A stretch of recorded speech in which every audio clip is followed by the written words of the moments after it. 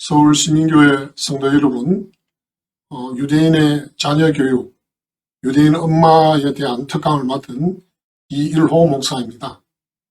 저는 이스라엘에서 선교사로 12년을 살면서 유대인의 교육 현장, 또 생활 현장을 경험한 사람으로서 또 여러분들에게 와닿는 그런 강의가 되지 않을까 생각을 합니다. 유대인 부모와 한국인 부모의 차이점을 말한다면 어떻게 말할 수 있을까요?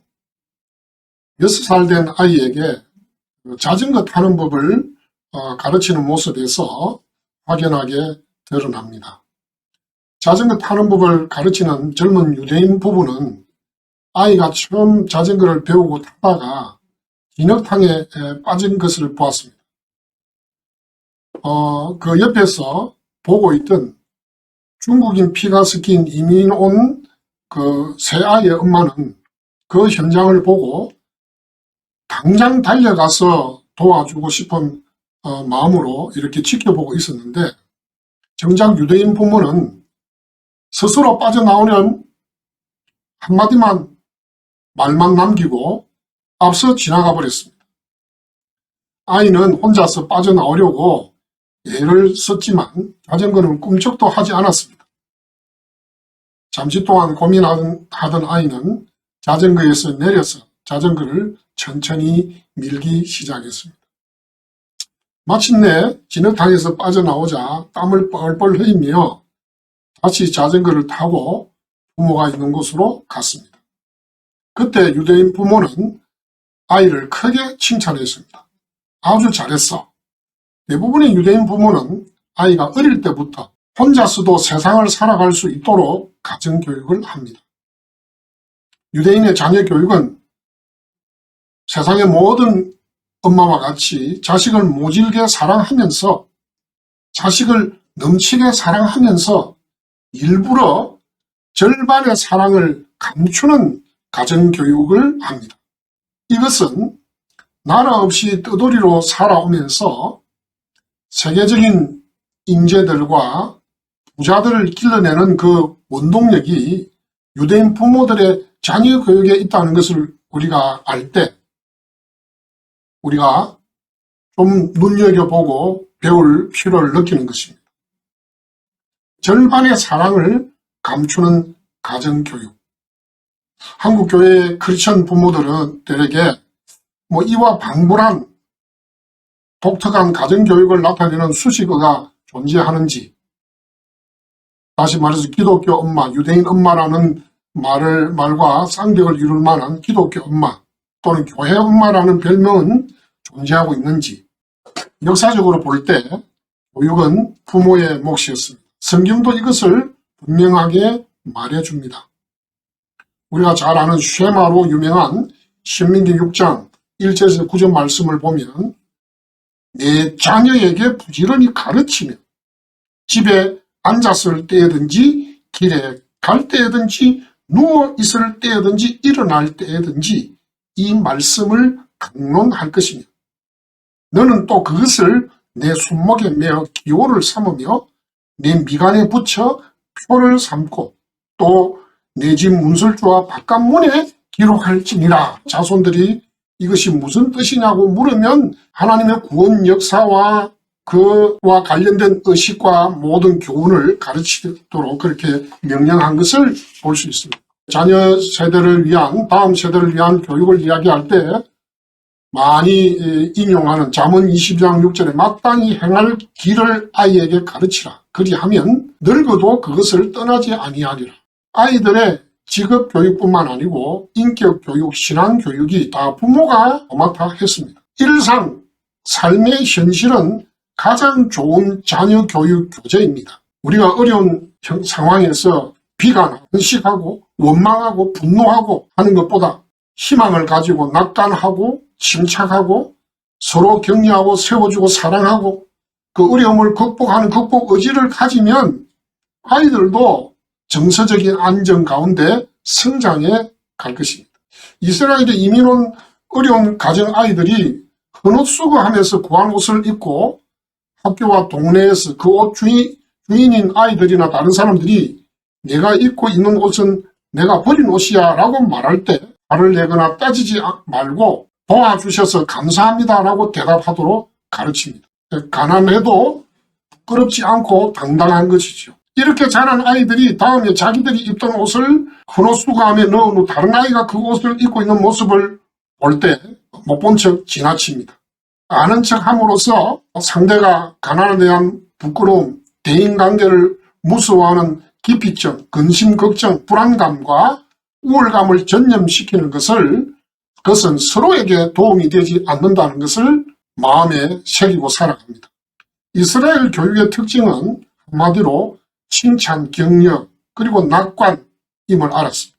낙관은 유대인 부모가 자녀를 위해 정성껏 만든 정신적인 낙원이라고 합니다. 이것은 비교하고 기를 죽이기로 아이들을 닦다라는 한국의 부모들과는 많이 달랐습니다. 헬조선을 입에 달고 있는 한국의 다음 세대들의 정신은 낙원을 잃은 모습을 드러내고 있습니다.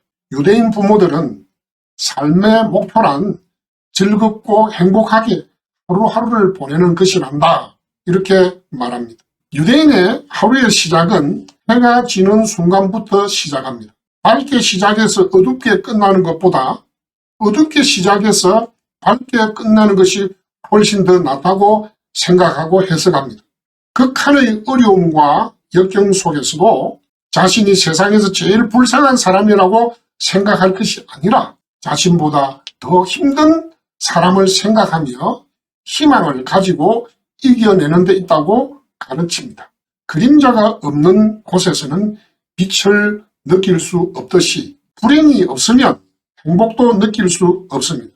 한국 부모는 어려워도 자녀들에게 일을 시키지 않고 책상에 앉아서 공부만 하도록 그렇게 배려하는 것을 부모의 사랑으로 생각합니다. 이런 태도를 이스라엘의 유대인 부모들은 잘못된 가정교육이라고 명명하고 헛되리지 말라고 경고까지 합니다. 홀로 서기 교육, 스스로 살아갈 능력을 키우는 교육이 바로 유대인 부모들의 자녀 교육입니다. 그럼 유대인 부모들의 자녀 교육법에 있어서 집안 일을 도우는 것부터 교육을 합니다.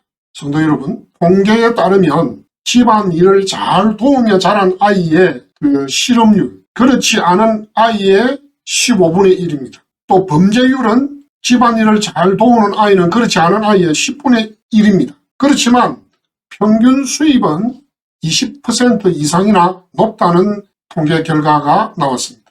아이는 집안일을 하면서 책임감, 의무감, 가족 간의 정이 돈독해집니다. 그래서 청소, 설거지, 구두 닦기 등 집안일 당번제를 실행합니다. 저는 이스라엘에서 사는 동안 매일 아빠 된 저, 또 엄마, 또 형, 동생 이렇게 순번제로 인도하는 가정예배 제사장제를 통해서 자녀 교육의 효과를 톡톡히 본 경험이 있습니다. 어떤 책에 보니까 유대인들의 부모들이 아이의 연령에 따른 집안 일 목록을 이렇게 제시한 것을 봤습니다. 참고로 제가 말씀을 좀 드리겠습니다. 3살에서 4살은 이 닦는 거, 방 청소 및 장난감 정리하는 거, 더러워진 옷을 세탁기에 넣는 거, 부모가 갠 빨래를 제자리에 갖다 놓기, 4살에서 5살은 식탁을 닦고 부모에게 신문을 갖다 주고 집안에서 키우는 식물에 물 주는 것, 6살에서 8살은 식탁을 차리고 물건을 정리하고 쓰레기를 버리고 자기 방 청소를 하고 자기 침대를 정리하고 개인 청결과 관련된 대부분의 일을 하도록 합니다. 9살에서 12살의 아이에게는 가구 닦기, 거실 바닥 쓸기, 자기 옷 중 일부를 빨기, 개인 청결과 관련된 모든 일, 부모를 도와서 식재료를 고르고 씻기 이런 것들입니다. 13살에서 15살까지는 다림질하기, 자기 옷 사기, 식사 준비하기, 자기 돈 관리하기, 자기 옷 전부 빨기, 집 근처에서 아르바이트 하기, 부모를 도와 비교적 까다로운 집안일 처리하기, 16살 이상은 부모 어른과 함께 여행하기, 또 대학 진학 계획 세우기, 또 식사 계획 및 준비하기, 모든 옷차림 스스로 책임지기 등 이런 것들을, 그러면 아이들은 책임감, 의무감, 또 가족들 간의 정, 이런 것들을 돈독히 하면서 성장하는 것입니다. 또 하나 유대인 부모들의 자녀 교육법에서 중요한 역경지수 높이기가 있습니다. Adversity Quotient라고 하는 AQ, 보통 우리가 지능지수는 IQ죠. 그 다음에 감성지수 EQ입니다. 여기에 또 하나의 역경지수 AQ를 유대인 부모들은 중요하게 생각합니다. 그 말은 일부러 자녀를 괴롭히는, 없는 것을 일부러 만들어내는 교육이기도 합니다.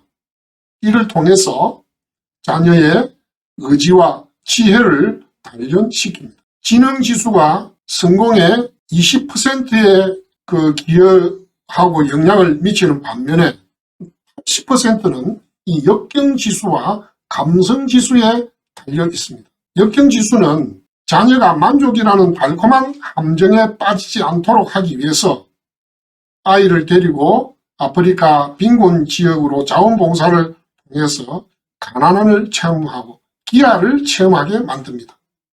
이를 통해서 세상을 보는 눈이 달라지고 세상 다른 곳에서 힘들게 살아가는 이웃을 배려하게 생각하게 만듭니다. 이스라엘 일부 교육기관에서 실시하는 역경지수 테스트에는 통제, 컨트롤, 소유, 오너십, 그 다음에 도달, 성취, 리치, 그 다음에 인내, 인듀런스의 4가지 요소를 평가합니다. 통제력이 약한 아이는 이건 제가 할 수 없는 일이에요 라고 하는 반면에 통제력이 강한 아이는 어렵긴 하지만 해결 방법이 있겠죠 라고 응답합니다. 역경에 어떻게 대처하는가에 따라 성장할 수도 회복할 수도 있습니다. 유대인은 사람의 운명은 거센 물살을 타고 내려가는 조각배며 역경지수는 각자의 손에 들린 노라고 생각합니다. 그래서 사람마다 그 노를 어떻게 젓느냐에 따라 빛나는 피 안에 가닿을 수도 있고 그저 물살이 흐르는 대로 이리저리 떠돌 수도 있다고 믿습니다. 칭찬 교육은 아이의 열등감을 극복하고 자신감을 키워서 긍정적인 성격을 만들어줍니다. 그러나 좌절 교육도 그에 못지않은 효과가 있습니다. 세상의 대부분의 부모들은 이 좌절 교육을 실천에 옮기지 못합니다. 그렇게 되면 아이들은 실패를 두려워하고 실패를 만나면 좌절하게 되고 깊은 절망에 빠져버립니다. 성공과 실패는 공존하고 실패했을 때 좌절하지 않고 당당히 맞서게 만들어야 됩니다.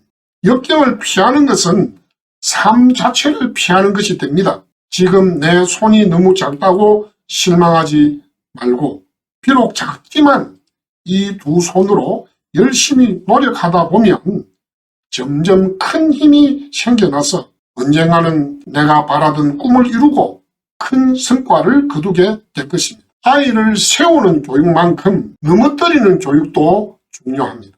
역경지수를 높이는 교육은 성공을 위한 필수 교육이 됩니다. 이 좌절 교육은 위기 대처 능력을 단련시켜줍니다. 칭찬 교육은 자신이 세상에서 가장 똑똑하고 완벽한 사람이며 자신보다 나은 사람이 없다는 착각에 빠지게 만드는 것이 칭찬 교육이라고 한다면 그 결과로 이기적이고 자기애가 강한 사람이 되어서 사회생활에 곤란을 겪게 됩니다. 중국 베이징에 있는 병원에서 2000명의 어린이를 대상으로 조사한 결과 적응장애를 겪는 아이가 23%에 달했습니다. 이런 아이들은 다른 사람이 자기가 바라는 대로 해주지 않으면 불같이 화를 내고 소란을 피우고 사소한 문제에 부딪혀도 자기 능력 밖이라고 여기고 포기하거나 주변 사람을 원망합니다. 부모를 원망하죠. 또 어떤 아이는 우리 주변에 보면 자신이 반장이 되지 못하면 견디지를 못하고 성적은 1등이 되어야 직성이 풀리고 선생님의 아주 별것 아닌 지적에도 대성통곡하는 아이들이 그런 부류에 속합니다.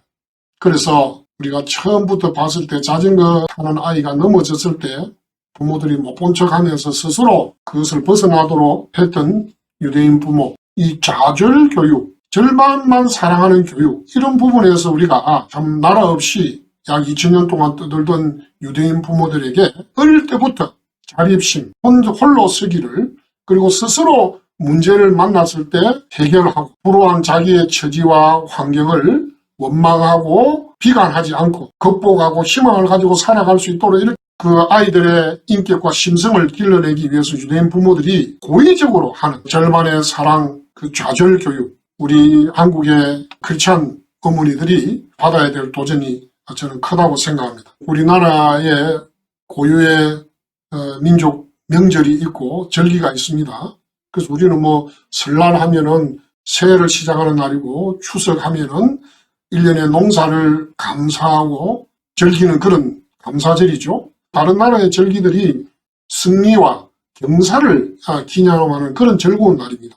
그런데 유대인들의 3대 절기인 유월절, 오순절, 복막절, 그 외에 지키는 불임절, 한우카, 수전절 이런 것들은 대부분 고난을 기념하는 날입니다.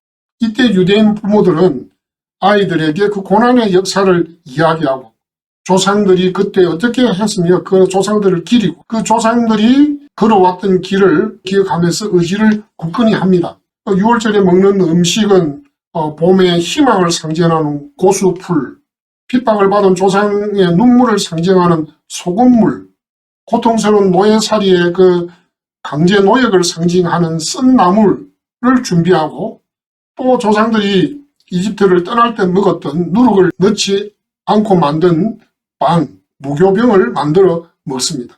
좌절에 대해서 명확하게 알려주는 것이 좌절 교육의 시작이 됩니다. 좌절을 제대로 인식시킨 다음에 그 좌절을 대하는 방법을 가르칩니다. 인내심을 키우는 의지 교육이기도 합니다. 오늘은 이 정도 해서 제가 시간을 마치고 다음 시간에 유대인들의 안식일을 지키는 것부터 해서 이 절기를 통해서 그들이 자녀들을 어떻게 가르치고 또 가정에서 부모들이 교육적인 역할을 어떻게 지속하고 있는가. 우리 한국 교회도 좋은 면은 배우고 이것을 실천해야 되지 않겠는가 하는 것을 말씀드리고 오늘 이 강의는 여기서 마치도록 하겠습니다. 경청해 주셔서 감사합니다.